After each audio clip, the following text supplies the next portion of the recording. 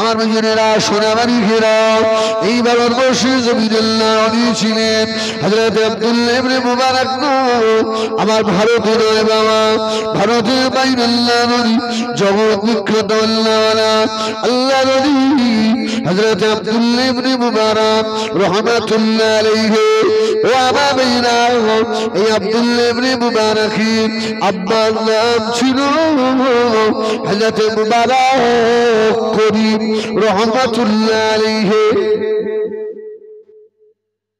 কি নাম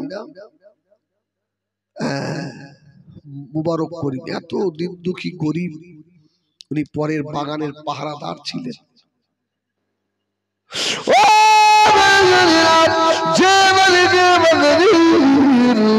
পাহারাদার মুবারক করিম ওই মালিকের অনেক বাগান বাগান আপেল বাগান আঙুরের বাগান আর মুবারক করিমকে বেদানা বাগানে পাহাড়ে দিতে দিয়েছে গরিব মানুষ চাকর মানুষ আল্লাহর হযরত আব্দুল্লাহ ইবনে মুবারকের আব্বাজান মুবারক করিম রহমাতুল্লাহ আলাইহি বাগানে পাহারা দেন 1-2 বছর নয় 20টা বছর হয়ে গেল ও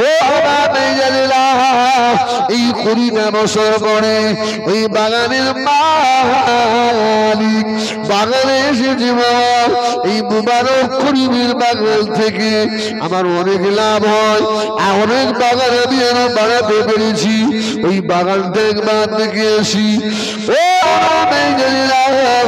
ওই বাগানের মালিক আব্দুল্লাহ ইবনে মুবারক আব্বাজান যে বাগানে চাকরি করেন গোলামি করেন পাহারা দেন ওই বাগানে চলে এলেন ওই বাগানে এসে দেখে আল্লাহর নবী হযরত মুবারক করিম রহমাতুল্লাহ আলাইহি হুজুর আমার দাঁড়িয়ে রয়েছে কেতাবে লিখে বাগানের মালিক ঢুকে বললেন ও ছেলে বাবা মুবারক করিম আমি বহুদিন পর এই বাগানে এলাম বাবা এই বাগানে ভালো একটা ফল আমাকে একটু খাওয়াবি বাবা সুবহানাল্লাহ বলে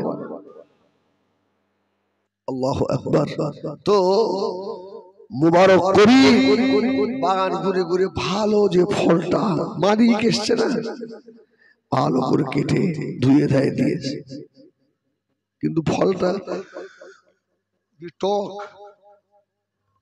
বাগানের মালিক 2টো দানা মুখে দিয়ে কেমন করে উঠেছে বলছে বাবা মুবারক করিম তুমি জানো এই বাগানের মালিক আমি আর 20 বছর পরে এলাম বাবা তুমি এই বাগানে 20টা বছর চাকরি করছো তুমি জানো না কোন গাছের ফলটা তিতো টক কোনটা মিষ্টি আমাকে একটা ভালো ফল তো দিতে হয় এই টক ফল আমার দেয় বাবা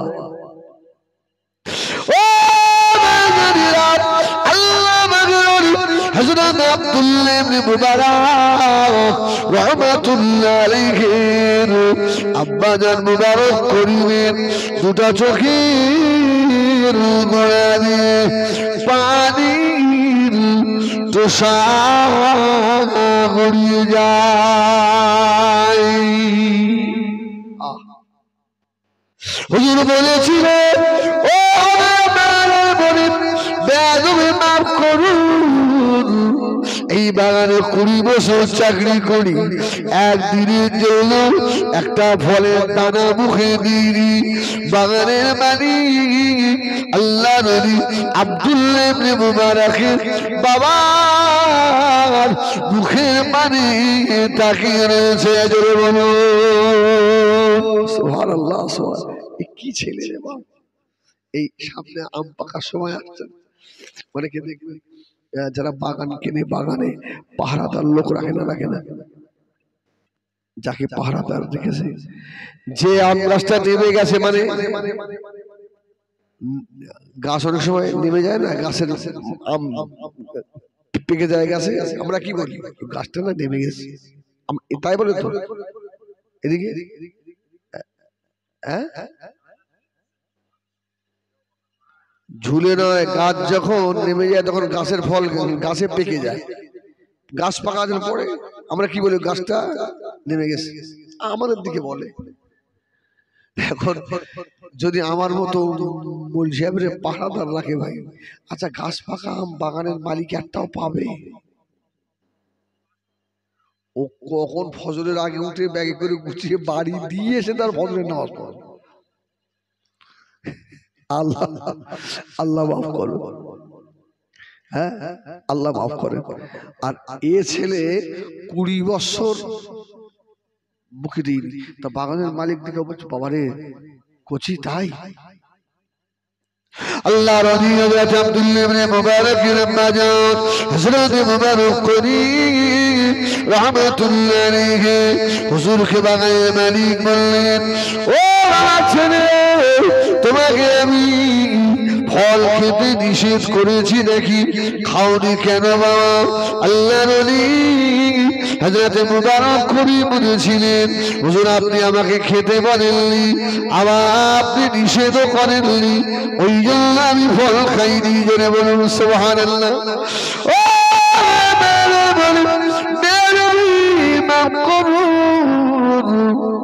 আমি যে নামাজ পড়ি, আমি যে রোজা রাখি, আমি যে জিকির করি, আমি যে কোরআন তেলাওয়াত করি, আমি যে আল্লাহকে ভয় করি, ইয়া আইয়ুহাল্লাযীনা আমানুত্তাকুল্লাহ, আমি ঈমানদার, আমি আল্লাহকে বেশি ভয় করি। আমার বাগানের মুরিদ, এই এত বড় বাগানে এত ভালো ভালো ফল পেকে আছে, আমার কি মন চাই না একটা ফল আমি পেড়ে খাই? অনেক সময় আমার এই বাগানের ফল ধনী মানুষের ছেলেরা কিনে নিয়ে যায়, আমার সম্মুখে দাঁড়িয়ে দাঁড়িয়ে বেদানা গুলো চিবিয়ে চিবিয়ে খায়, এত রস বেদানা ওদের গালের 2 পায়ে দিয়ে রস ঝুঁকিয়ে পড়ে। আমার মনটা চাই আল্লাহ 20টা বছর হয়ে গেল এই বাগানে পাড়া দি, আল্লাহ একটু ফল খাবো। অনেক সময় আমার মনটা বলে আমি বাগানের বেদানায় হাত দিই, ও বাবা এই ফলে হাত দিলে আমি যেন আমার আল্লাহকে দেখতে পাই। যদি বলুন সুবহানাল্লাহ। ও বাগানের মালিক দাঁড়িয়ে দাঁড়িয়ে অজর কাঁদছেন, আল্লাহ পাক কেমন ছেলেকে বাগানে রেখেছি আল্লাহ। হুজুর আমার বললেন, হুজুর আমি ফল খাবার ইচ্ছা হয়, রাত্রিরে আমি ঘুমিয়ে পড়ি, অনেক রাত্রিরে স্বপ্ন দেখেছি আমি ফল খাচ্ছি, হুজুর আমি ফল খাচ্ছি, আমার এত মনটা চাই। বাগানের মালিক বলল, বাবা খেলে না কেন? হুজুর বললেন, না জানি না, এই বাগানের একটা ফল যদি খেয়ে ফেলি, আমার নামাজ ময়দানে হাসরে আল্লাহ যদি আমাকে দেখে বলে, ও বাবা মুবারক করি, আহা সুবহানাল্লাহ বলেন, সুবহানাল্লাহ বলেন, সুবহানাল্লাহ বাবা মুবারক করি, তোর জীবনের নামাজ বরবাদ হয়ে গিয়েছে, তোর জীবনের রোজা বরবাদ হয়ে গিয়েছে রে, তোর জীবনের হক, তোর জীবনের কোরআন তেলাওয়াত, তোর জীবনের জিকির আজকার সব বরবাদ হয়ে গিয়েছে। বাবা মুবারক করি, আমি জাহান্নামী হয়ে যাব, জাহান্নামের আযাব আমার সহ্য করার মতো ক্ষমতা আমার নাই। এই না মনে করে ওই বাগানের ফল আমি মুখে দিই না। ওই বাগানের মালিক খুশি হয়ে বাগানে দাঁড়িয়ে বলেছিল, বাবা মুবারক করি, আমি তোকে আজকে আল্লাহর রাস্তায় আযাদ করে দিলাম। সুবহানাল্লাহ। যা তুই আজ থেকে আজাদ হয়ে গেলি। আল্লাহকে বলছে, আল্লাহ অল্প দিনের দুনিয়ায় যদি একটু নফসটাকে কন্ট্রোল করা যায়, একটু কষ্ট করলে আল্লাহ আমাকে দুনিয়ায় আপনি এই নিয়ামত দিলেন, সুবহানাল্লাহ, আমি আজাদ হয়ে গেলাম। ও লোক তো খুশিতে বাগ হয়ে বাড়ি গেল। বাগানের মালিক খুশি হয়ে আস্তে আস্তে বাড়ি থেকে বিবিকে বলছে, জানো আমাদের সেই বেদানা বাগানের সেই ছেলেটা, সেই মুবারক করিম 20 বছরের মধ্যে একটা ফল খায়নি, জানো? আমি খুশি হয়ে ওকে আজকে আজাদ করে দিয়েছি। মালিকের বিবি বলছে, এই বেলা আপনি শেষ হয়ে যাবেন, আপনার আর উন্নতি হবে না।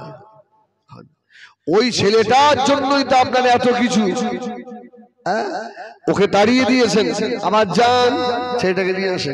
সুবহানাল্লাহ বলে। তো বাগানের মালিক বলছে, দেখো বিবি, আমি তাড়িয়ে আজাদ করে দিলাম, আবার আনতে গেলে খারাপ লাগে না? শুধু আনলে হবে না, যে বাগানটা উনি পাহারা দেবেন ওই বাগানের অর্ধেক ওকে মালিক করে দেবেন। সুবহানাল্লাহ, সুবহানাল্লাহ, সুবহানাল্লাহ। দেখেন, আল্লাহকে ভয় করলে আল্লাহ আপনার দুনিয়ায়ও দেয়, আখিরাতেও দেয়। আমার ভাইয়েরা, সোনা মানিকেরা, ও নওজওয়ানেরা, যুবকেরা, মেয়েরা, বোনেরা, বেটিরা, ছেলেটা আস্তে আস্তে চলে গেল। বাগানের মালিক আল্লাহর নবী হযরত মুবারক করিমের ঘরের সম্মুখে গিয়ে সালাম দিলেন। হুজুর বার হয়ে এলো। বাগানের মালিক বলল, ছেলে, ও ছেলে, আজ থেকে তোমাকে আবারও ডিউটি করতে হবে। আল্লাহর ওলি আব্দুল্লাহ ইবনে মুবারকের আব্বা জান বলেছিলেন, হুজুর আপনি আমাকে আজাদ করে দিলেন।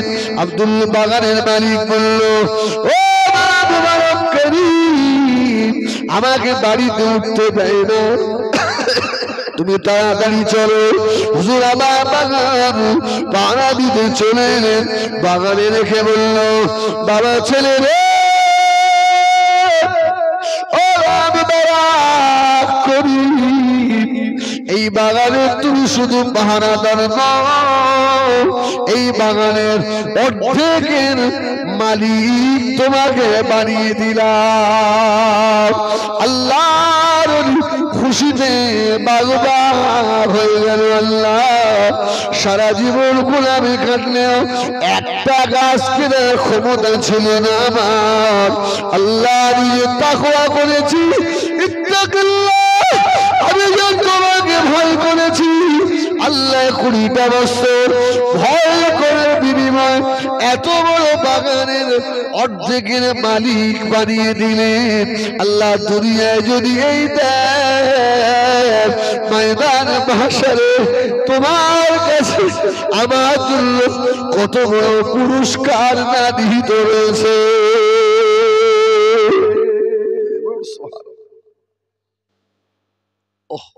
বাগান পাহারা দিচ্ছে হুজুর।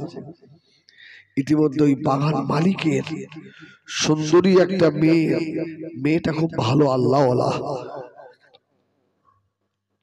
এখন সেই রকম ছেলে দেখে তো বিয়ে দিতে হবে, দিনদার ছেলে দেখে।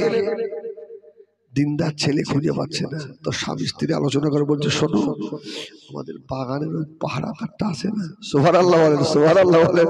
আল্লাহ কি নিয়ামত দেয় দেখেন। আর এই তাকওয়ার কারণে ওই মায়ের পেট থেকে আল্লাহ এমন একটা বাচ্চা দিয়েছে, যে বাচ্চার নাম তামাম বিশ্বের মানুষের ঠোঁটে রাখায়। সুবহানাল্লাহ, সুবহানাল্লাহ। মা, আমার মা, তুমি ভালো হও মা, তুমি একটা সমাজকে ভালো উপহার দিতে পারো, ঠিক কিনা ভুল বলেন? এই জন্য কবি বলেছেন, মায়ের শিক্ষা আগে হলে শিশুর শিক্ষা মায়ের কোলে। সুবহানাল্লাহ, সুবহানাল্লাহ। শোনেন, কেউ রাগ করছেন নাকি? আল্লাহু আকবার, বাইন আল্লাহু আকবার, বাইন আল্লাহু আকবার। মুবারক করিমকে ডেকেছে, বাবা মুবারক করিম, তোমার মতো একটা ছেলে চাই, একটা ছেলে খুঁজে খুঁজে এনে দেবে বাবা। হুজুর বলেন, তাহলে আমাকে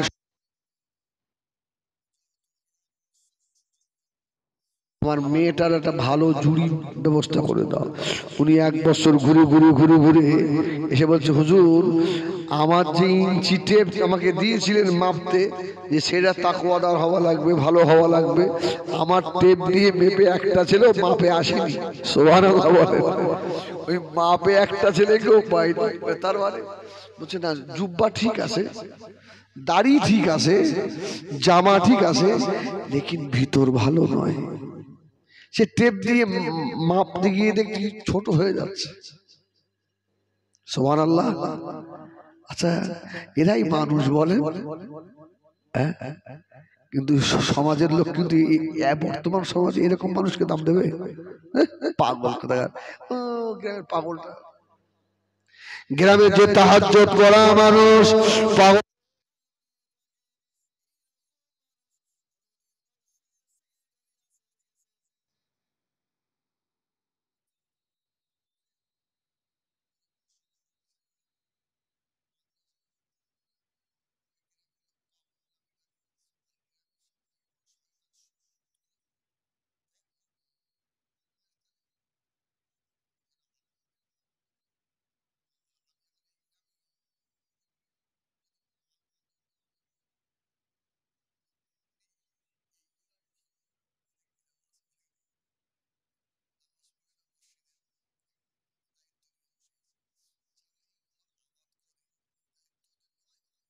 ঠিক কিনা ভুল বলে?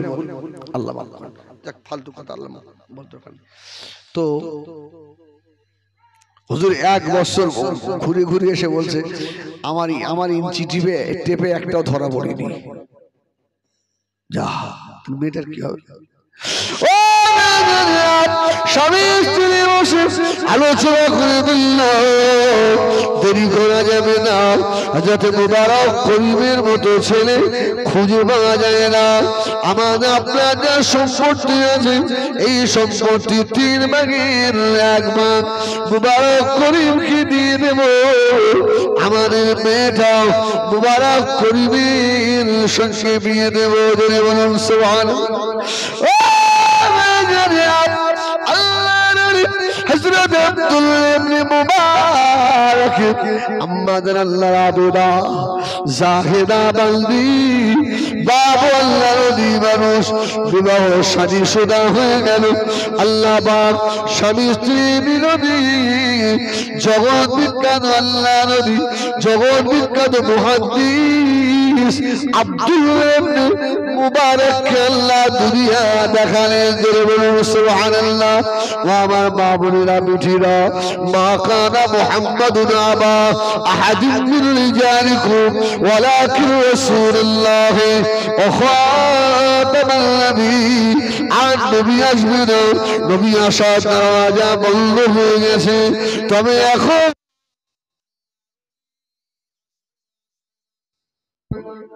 আল্লাহর ওলি হবে না?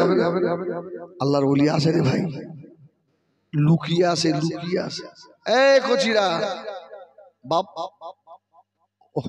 অত জোরে কথা বলতে নেই, সরে যাও, যাও। এই আমার দিক বেরো।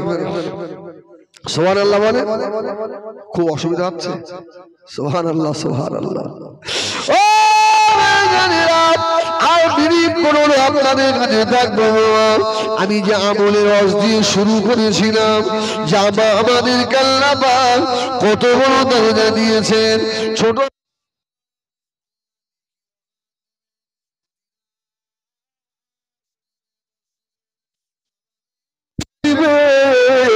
আল্লাহ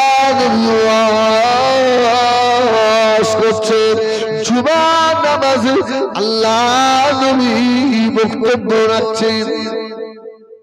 আপনাদের গ্রামে হয় আজানের আগে হয় না পরে হয়? তারপরে আজান দিয়ে নামাজ, এটাই ঠিক। আমি যে মসজিদে জুমা পড়াই আমাদের গুমাতে মোতরাপুরে, ওই গ্রামটা আলা হযরত মেজলা হুজুর পীর কেবলা গ্রাম। জরুর সুবহানাল্লাহ। হুজুর কেবলা গ্রামে খুব মহব্বত করতেন। তো হুজুর কেবলা ওখানে বলে গেছেন, বাবা আজান মানি নামাজ, আজান মানে বক্তৃতা নয়। আপনারা মসজিদে বক্তব্য দেবেন, আগে দিয়ে দেবেন, বক্তব্য হয়ে গেলে আজান দাও, আজান দিয়ে নামাজ শুরু। তাহলে এ থেকে আমি বুঝলাম আপনাদেরকে ইনশাল্লাহ খাঁটি আমার দাদা হুজুরের মানুষ সব, আলহামদুলিল্লাহ। যাই হোক, আল্লাহ নবী ওয়াজ করতে করতে বললেন, সাহাবীরা ও আমার সাহাবী কিরামেরা, আমি রাসূলুল্লাহ বলে দিলাম, যদি কোনো মানুষ মসজিদ ঝাড়ু দেয় বাবা, আল্লাহ পাক তার নামে যত সগীরা গুনাহ রয়েছে সব আল্লাহ মাফ করে দেবে। শুধু মসজিদ ঝাড়ু দেবে। আর এক রিওয়ায়াতে আছে, যদি কেউ মসজিদের একটা কুটো সরিয়ে দেয়, আল্লাহ তার নামে আমালে 400 হজের নেকি দেবে। সুবহানাল্লাহ। ও আল্লাহ নবী ওয়াজ করলেন, ওই মাহফিলে মসজিদে হযরত আবু বকর বসে আছে, হযরত ওমর ফারুক রাদিয়াল্লাহু তাআলা বসে আছেন, হযরত উসমান গনিজুল্লাহ বসে আছেন, হযরত আলী কাররামাল্লাহু ওয়াজহাহু, ইমাম হাসান ইমাম হুসাইনের আব্বা বসে আছেন, হযরত আবু বকর মনে মনে করে আজকে আল্লাহ নবী যে বলেছেন সগীরা গুনাহ মাফ হবে, আমি আবু বকর মদিনার মসজিদে তাহাজ্জুদের আযানের আগে গিয়ে লুকিয়ে লুকিয়ে একা একা আল্লাহর ঘর ঝাড়ু দেব। সুবহানাল্লাহ। যাতে জীবনের গুনাহগুলো মাফ হয়ে যায়। এখন আবু বকরের নেকি কম না বেশি? সুবহানাল্লাহ সুবহানাল্লাহ। সে আবু বকর বলছে, আল্লাহ আজকে তাহাজ্জুদের আগে গিয়ে মসজিদে নববী ঝাড়ু দেব, আমি ঝাড় হবে। ও জুমার দিনে যুবক ছেলেরা মুরব্বীরা মনে এই গুনাহ মাপের কথা মনে করে মসজিদটা ঝাড়ু দেবেন, মসজিদের ঝুলগুলো ফেলে দেবেন। কি দেখি হবে না যদি আবু বকর মনে করে?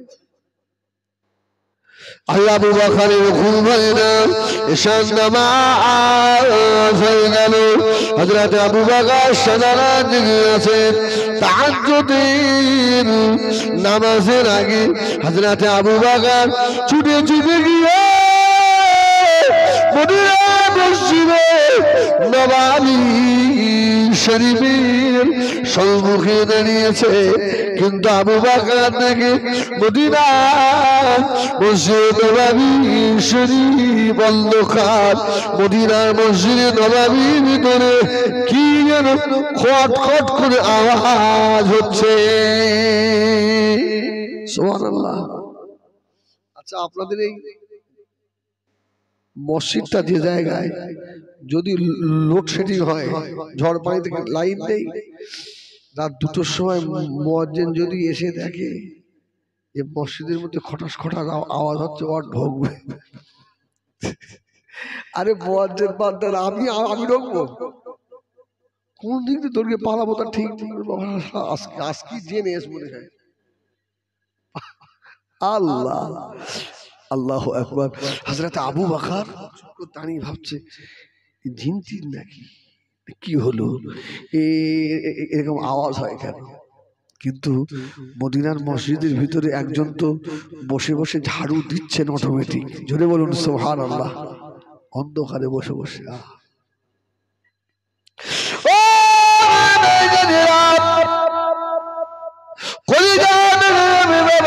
হযরত আবু বকর দাঁড়িয়ে দাঁড়িয়ে ভাবছে, আমি আবু বকর আজ বুঝি হেরে যাব, আমার আগে কে আবার মদিনার মসজিদে নববী শরীফে চলে এলো। আরে খেয়াল করে দেখে দিনে দুনিয়ার বাদশাহ হাবিবুল্লাহ জনাবে মুহাম্মদ রাসূলুল্লাহ সাল্লাল্লাহু আলাইহি সাল্লাম মদিনা মসজিদ নববীর ভিতরে বসে আল্লাহর নবী নুরে হাত দিয়ে মদিনা মসজিদ নববী ঝাড়ু দিচ্ছে।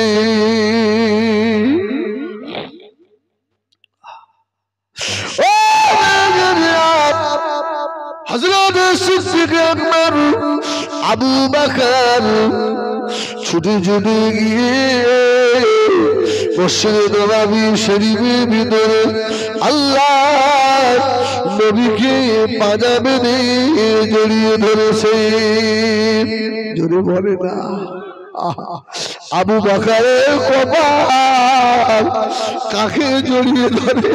যিনি হলেন দিন দুনিয়ার বাদশাহ। আবু বকর জড়িয়ে ধরে পাগলের মধ্যে বলছে, নবী গো, ইয়া রাসূলুল্লাহ, আপনি যে ওয়াজ করলেন, আপনি কেন ঝাড়ু দিতে এলেন?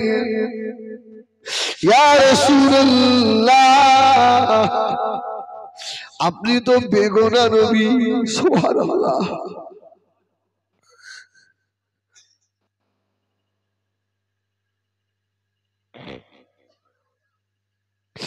ইয়া রাসূলুল্লাহ, আপনি তো বেগুনা মাসুম নবী।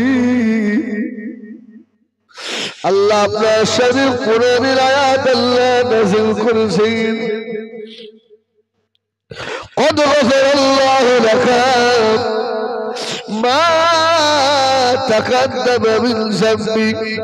আল্লাহ আপনার পূর্বের এবং পিছনের সমূহ গুনাহ থেকে পাক করে দিয়েছে। নবী গো, আপনার তো সাগীরা গুনাহ নাই, আপনি কেন ঝাড়ু দিচ্ছিলেন?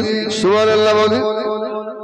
আল্লাহ নবী বলেছিলেন, ও বাবাজি আবু বকর, আমি নবী মুহাম্মদ সাল্লাল্লাহু আলাইহি ওয়াসাল্লাম ওয়াজ করলাম, এই ওয়াজের উপরে আমি যদি আমল না করি, ময়দানে হাশরে আল্লাহ দরবারে আবু বকর আমি মুহাম্মদ আসামি হয়ে যাব। বাবা, সেই দিনের কথা আমার বড় মনে হয়। ও আমার ভাইরা, কি বলবো, আল্লাহ জানেন মাঝে মধ্যে জলসায় আমাদের গাড়িতে বসে বসে একা একা কাঁদি। আল্লাহ, আমি যে সারা বছর ওয়াজ করি সব আমল আমি করতে পারি না। আল্লাহ, আল্লাহ আপনি যদি আমাকে ধরেন, আমার জাহান্নাম ছাড়া রাস্তা নাই। আল্লাহ, আমি সব আমল করতে পারিনি। আল্লাহ, তুমি যদি তোমার গোলামকে ক্ষমা করে দাও, আমার মনটাকে বুঝবি না। হিজবুল্লাহ, তুই আমল করিস না, পাগলামো করবি না রে। তোর আগে কি একটা মানুষও নামাজি হয়নি? হিজবুল্লাহ, তোর কথা শুনে কি একটা দাড়ি কাটাকে দাড়ি রাখেনি? যদি একজনেও হয়ে যায়, আল্লাহ সেই দিনে ওই এক নামাজির খাতিরে আমার মতো কীটকে আল্লাহ ক্ষমা করে দিতে পারে। সুবহানাল্লাহ, সুবহানাল্লাহ। ভাঙন একটা ছেলে, ভাঙন নয়, ওটা আপনার ঘটকপুকুর পার হয়ে গিয়ে চন্দনেশ্বর বাজার থেকে ভিতরে, সেটা হাফেজ সাহেব ছিল,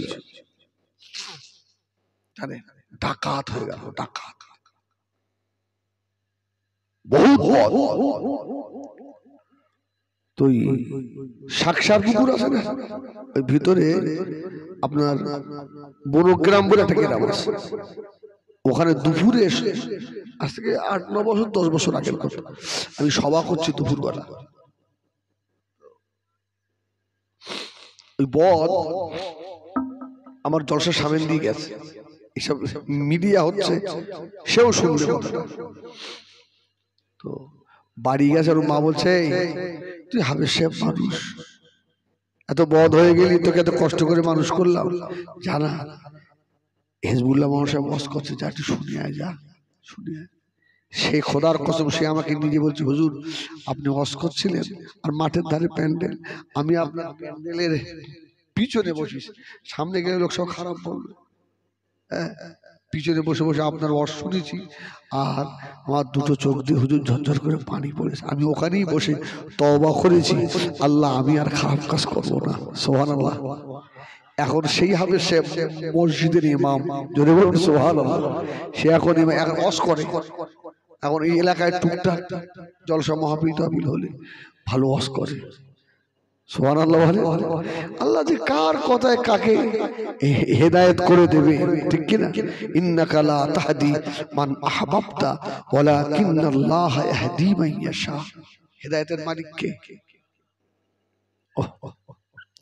আল্লাহ নবী বললেন, বাবা আবু বকর, আমি আল্লাহ দরবারে জবাব দিতে পারবো না, এই জন্য আমি আগে এসে ঝাড়ু দিচ্ছিলাম। হযরত আবু বকর আল্লাহ নবীকে বললেন, ইয়া রাসূলুল্লাহ, আপনি যে ঝাড়ু দিচ্ছিলেন ওই ঝাড়ুটা কোথায়? সুবহানাল্লাহ। আল্লাহ নবী বলেছিলেন, ও আবু বকর, আমি রাসূলুল্লাহ জানি দুনিয়ার যত মসজিদ আছে এই মসজিদগুলো আল্লাহ বাইতুল মামুর ফেরেশতাদের কাবার সঙ্গে আল্লাহ জুড়ে দেবেন। যে মসজিদের এত মর্যাদা, এত সম্মান, ওই মসজিদে আমি কি করে ঝাড়ু মারি? বাবা আবু বকর, আমি রাসূলুল্লাহ দূরে হাত দিয়ে ঝাড়ু দিচ্ছিলাম। সুবহানাল্লাহ। আমি মসজিদে ঝাঁটা মারবো, হাত দিয়ে ঝাঁটা দিচ্ছি। হযরত আবু বকর আল্লাহ নবীকে বললেন, ইয়া রাসূলুল্লাহ, ইয়া হাবিবাল্লাহ, আপনার হাতটা একটু দেখি, আপনার নূরের হাত।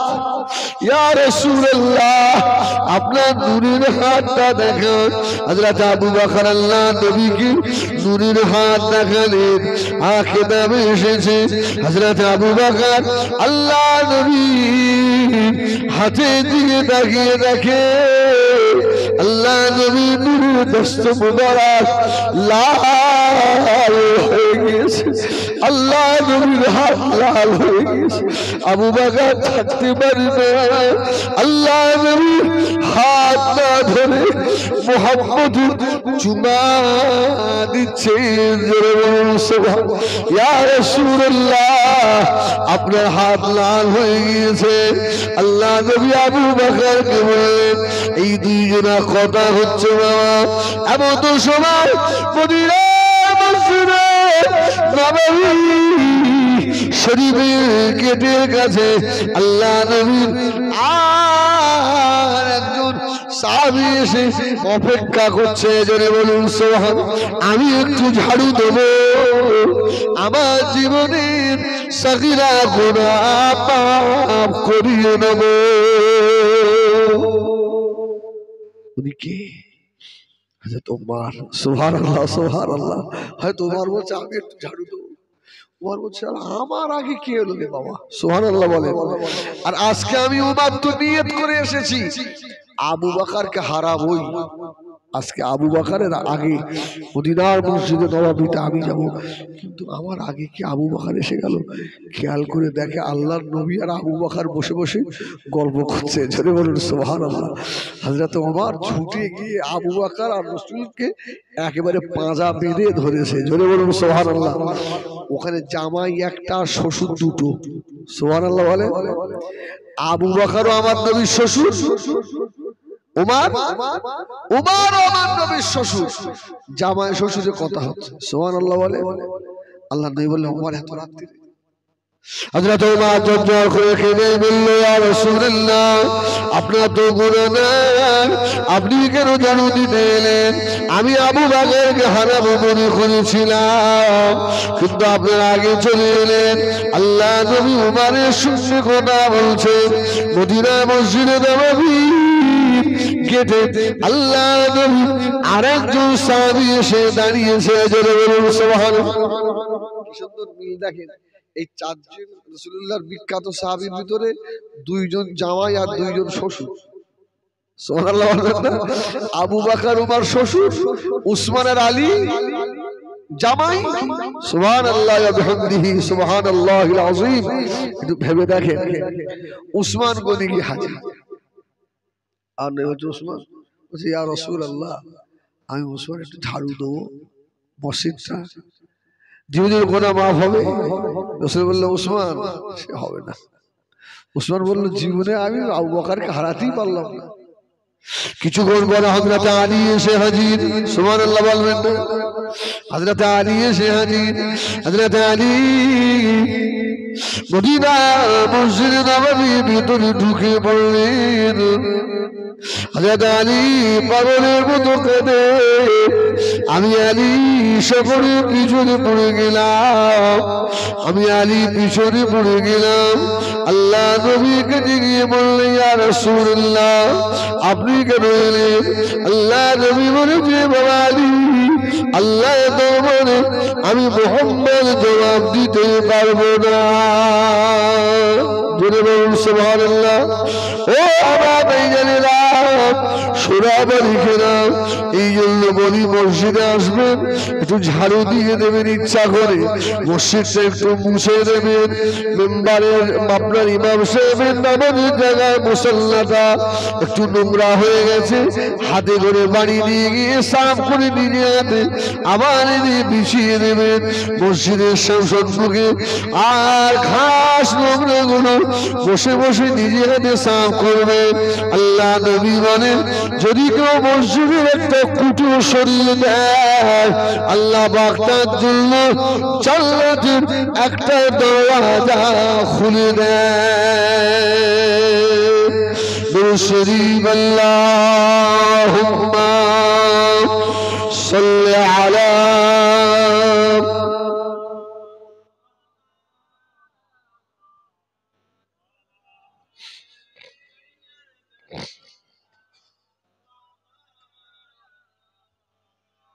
জিন্দা খবর